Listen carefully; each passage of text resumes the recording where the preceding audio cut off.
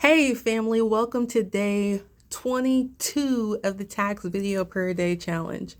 In today's video, I want to talk to you about an executive order signed by President Donald Trump that is going to affect the IRS and then trickle down and affect you as a taxpayer as well. All right, so if you're new here, my name is Timalyn Bowens. I'm America's favorite EA, and I'm on a mission to fill the tax literacy gap one taxpayer at a time, which is why I'm even explaining how this executive order is going to impact you. All right.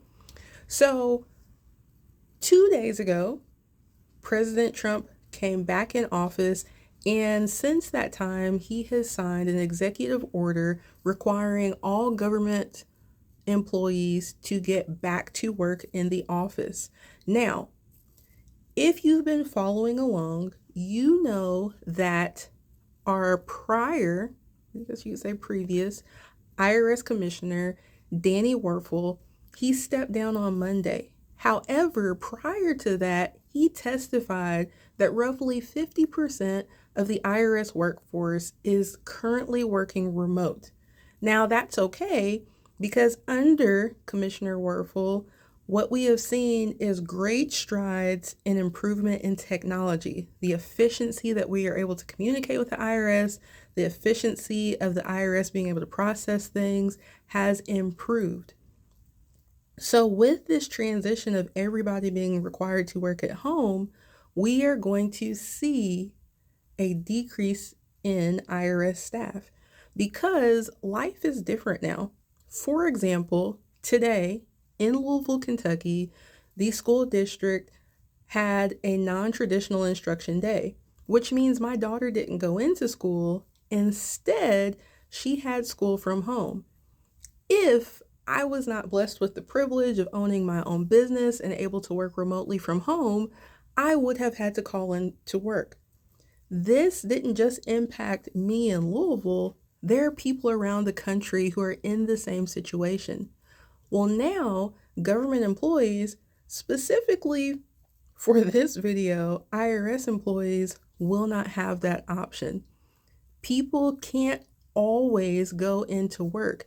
It's not necessarily a matter of them being lazy or not wanting to go in. So while we see this decline of people going to the workplace for the IRS, something else to note is that there is a hiring freeze as well that has been signed into order by current President Donald Trump. Now, that's not just for the IRS. However, the IRS is in a category where there is an indefinite hiring freeze. So, one, requiring those employees to come back into the office is automatically going to decrease the workforce because everybody doesn't have the ability and option to be able to go into work if they have children, right? Or maybe they have an elderly parent. Whatever the situation may be, working in the office isn't just a perk, it's just not an option for some people anymore. Then we won't be able to replace those people, or I'm sorry, the IRS won't be able to replace those people because there's an indefinite hiring freeze. But take this into consideration. Even without the indefinite hiring freeze, if they were replacing those people, we need folks to train the new people coming in. What a lot of people don't realize is that since COVID, the IRS has been losing employees because of the crazy laws that were going into effect and not being able to keep up, the technology advances, and some people are just at the age where it's time to retire, right? So we're already looking at an understaffed IRS. We're looking at everybody having to go back into work, which is going to impact the workforce even more, and an indefinite hiring freeze.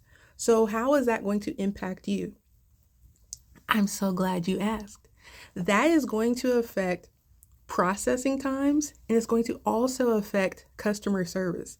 Now, customer service is important because for someone like me that does tax representation, that helps taxpayers who are trying to catch up with tax filings and then negotiate their debt with the IRS, it's going to be harder to get through on the phone. The job that Danny Werfel and the IRS under him started with giving us the ability to do some of those things online is not completed. So, for my taxpayers who have a little bit more of a complex situation, I have to be able to speak to someone.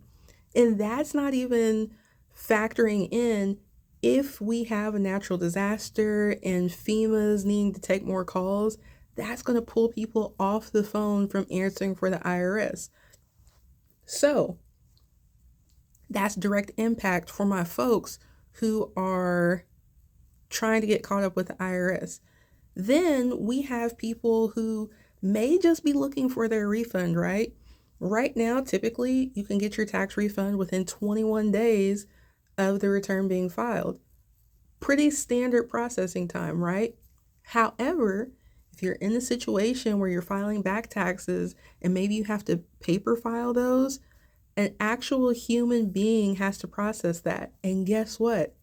If we're understaffed and we can't hire anybody else, that 6 to 8 weeks that it usually takes to process those is going to be extended.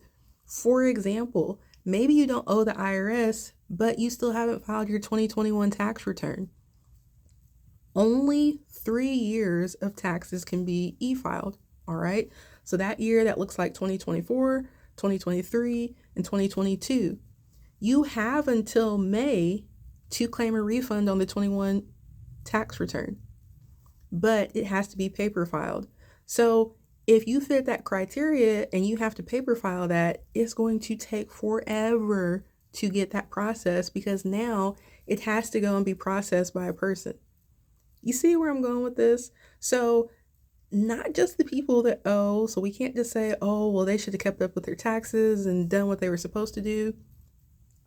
Everybody is going to be impacted by this executive order because, again, it's going to be a trickle-down effect because we're going to lose people in the workforce with the IRS. And then even if we could find the people that want to work for the IRS, we are under an indefinite hiring freeze. And I'm saying we because we're all going to be impacted. The taxpayers who I represent, the taxpayers whose taxes I file, we're going to see those delays in the processing time. Now, if you have any questions, please drop them down in the comments because this can be a touchy subject for some people because it kind of involves politics. I'm just going to ask you to be respectful or else you'll be invited to the block party and not be able to comment anymore.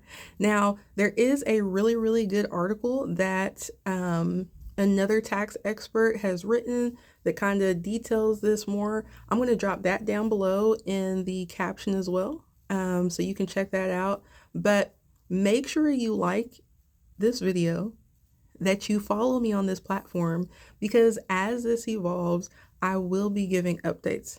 All right, I'll see you guys in the next video.